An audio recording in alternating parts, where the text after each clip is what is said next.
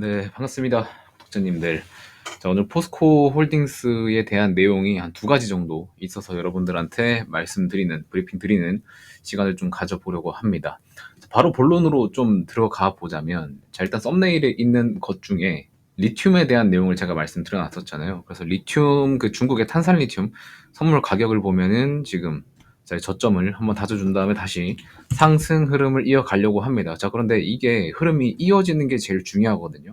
과거에서도 자, 여기서 한번 횡보 구간에서 올라간 다음에 다시 내려왔었던 이 이력이 있기 때문에 지금 이러한 반등이 추가적으로 계속 유지되고 있는지를 우리는 살펴볼 필요가 있고, 사실 이렇게 상승 추세는 우리가 좀 어느 정도 예견을 하고 있었던 거죠. 왜냐면은 엘버말이랑 CATL, 중국의 CATL이 공급량 살짝 감축한다고 하면서 뭐 리튬 가격 다시 좀 올라올 수 있겠다라고 말씀을 드렸었고, 실제로 리튬 가격이 올라오고 있는 모습을 보여주고 있습니다.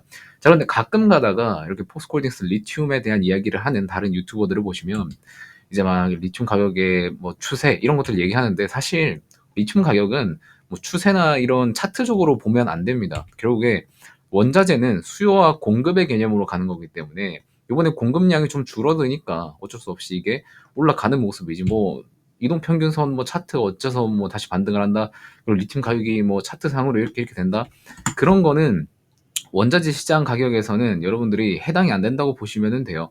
무조건 원자재 가격을 보실 거면은 수요 그리고 공급 이 두 개만 딱 보시고, 시장에서 리튬에 대한 공급량이 줄어든다고 하면은 리튬에 대한 가격이 올라갈 수 있다, 이런 식으로 생각을 하셔야 되는 거예요. 근데 공급은 그대로고 수요가 반대로 올라간다고 하는 것도 리튬의 가격을 상승시킬 수 있는 요인이다라고 보시면 되는 겁니다. 아시겠죠? 그래서 앨범알이랑 CATL 쪽에서 이 공급 제한에 따른 이 효과가 어느 정도까지 갈지 모르겠지만, 자, 일단 리튬 가격의 하방은 좀 지지가 되고 있는 모습을 보여주고 있습니다. 이거는 포스코홀딩스를 보유하고 있는 주주 입장에서는 굉장히 좋은 소식으로 보이죠. 실제로 좋은 소식이긴 합니다. 자, 그래서 포스코가 지금 가지고 있는 이 원자재 가격의 반등에 호재를 하나 좀 말씀을 드렸었고, 그리고 여러분들이 많은 분들이 조금 우려를 하고 계신 게 있을 거예요. 지금 뉴스가 오늘 나왔었는데, 그 포스코 포항제철소 1선제 폐쇄 올해 두 번째 셧다운이다라고 뉴스가 하나 나왔습니다. 그런데 지금 포스코 포항제철소 1선제 같은 경우는 여기서 뭘 만드냐면 못이랑 나사 이런 데 들어가는 재료 있죠. 요런 재료를 만드는 원래 공장이에요. 그래서 여기에서 나오는 이 제품에 대한 가격은 훨씬 낮겠죠. 그래서 여기서 가동했었던 기간이 45년 9개월이고, 45년간 총 생산량, 누적 생산량은 2,800만 톤의 선제 제품을 생산을 했었거든요. 그래서 막 마냥 여러분들이 이 뉴스를 보면 공장 폐쇄 막 가동률 줄어들고 하는 거 아니야? 라고 생각을 하실 수 있는데, 이제 포스코 그룹의 그 분기 보고서를 보면은 이제 원재료 및 생산 설비란 들어가시면 포스코에서 조강 생산량이 1년에 어느 정도 수준인지 볼 수가 있습니다. 자, 그래서 22년, 23년, 24년 3분기까지 얼마나 이제 생산 능력을 가지고 있나를 볼 수 있는데, 지금 1년에 4천만 68만 톤을 생산을 할 수 있어요.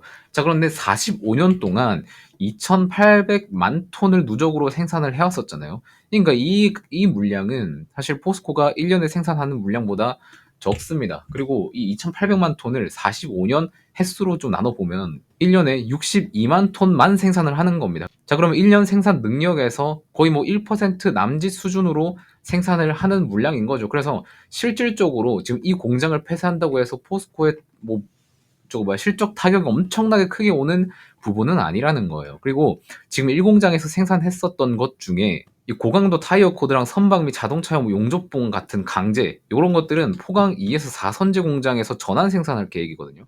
그래서 1선제에 있었던 전 직원들도 11월 말까지 공장 정리 후에 타부서로 배치가 될 예정입니다. 그리고 이제 폐쇄하는 공장 같은 경우는 재정비를 해서 고부가가치 제품 중심으로 좀 영향을 집중한다고 하는 거죠. 그래서 이 뉴스 단순히 보면은 악재라고 여러분들이 생각하실 수 있겠지만, 까보면 오히려 호재다라고 판단을 한번 해볼 수 있을 것 같습니다.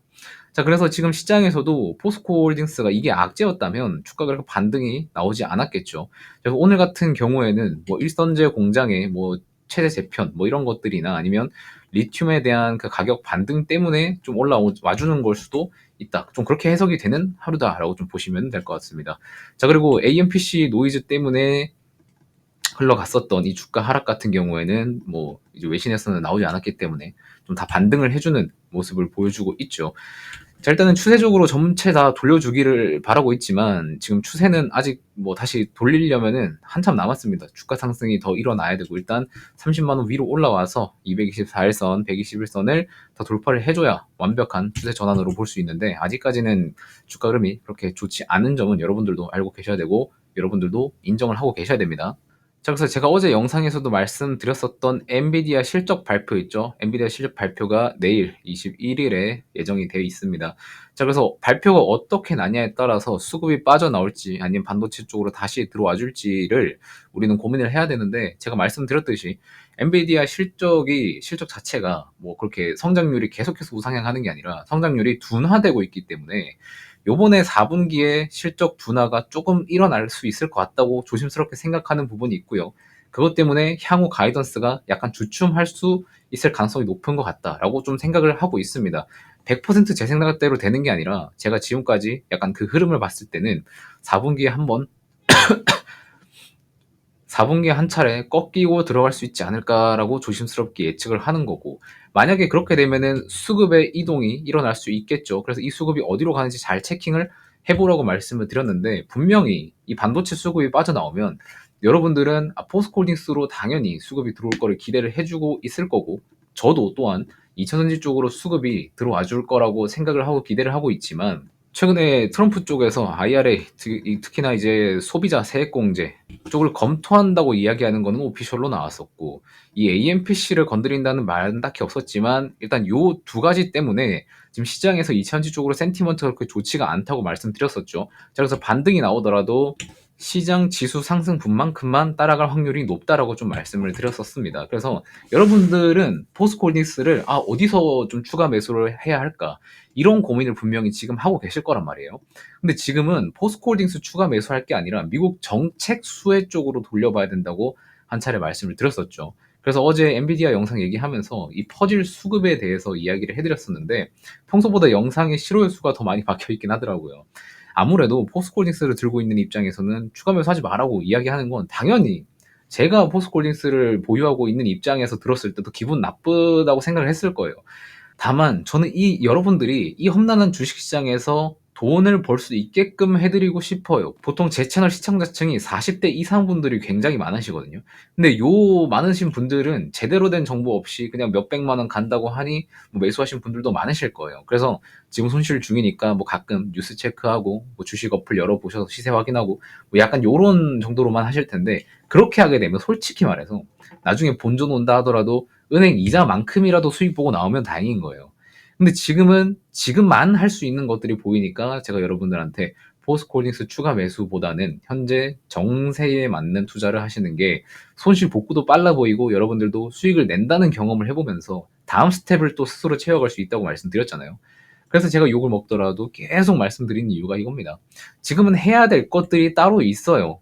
그래서 뭐 제가 네이버 폼 열어가지고 뭐 영업 없이 뭐 요구 안 하고 그냥 구독자분들이랑 같이 으쌰으쌰 해보고 싶어서 결심하고 오픈한 거예요. 지금 정세에 맞는 섹터로 여러분들이 뭐 원전, 조선, 뭐 테슬라 쪽 관련 ETF 등등 섹션을 나눠서 소개를 드리려고 하는데 적어도 지금은 여러분들이 이쪽 안에서 보시면 나중에 지수 반등할 때도 못해도 30에서 40%는 챙길 수 있는 섹터라고 저는 개인적으로 생각을 합니다. 그래서 제 채널에도 원전으로 50% 넘게 수익 보신 분 계시고 조선으로 손실금 전부 메꾼 분도 계시는 거잖아요. 지금 여러분들이 요쪽 애들 너무 많이 올라서 부담스럽다, 매수 못하겠다, 뭐 늦은 거 아니냐 이렇게 생각할 수 있는데 솔직히 말씀드리면 이제 시작이라고 보거든요. 정치가 변하는 이벤트는 4년에 한 번 오는 이벤트이기 때문에 잘 챙기셔야 돼요.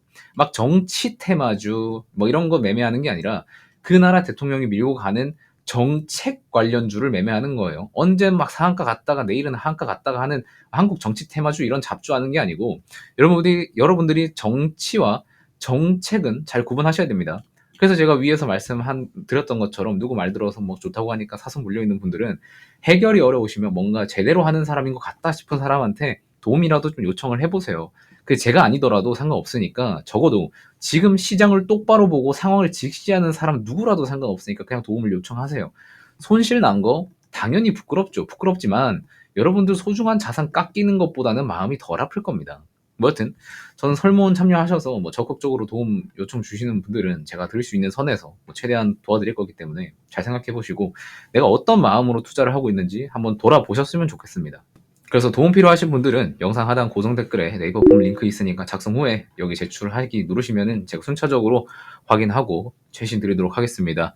자, 너무나도 험난한 시장에 여러분들 돈 벌기가 굉장히 빡센 국내 시장이지만 결국에 시장에서는 메이저 수급이 다시 돌아올 수밖에 없고 주가는 펀더멘털을 반영할 수밖에 없습니다. 그래서 여러분들이 좋은 섹터에 잘 투자를 하면 돈을 벌 수 있는 시장은 한국이든 미국이든 어디 가나 똑같습니다. 그래서 잘 생각해 보시고 투자에 도움 되었으면 좋겠다는 말씀 드리면서 오늘 영상은 여기서 마무리하도록 하겠습니다.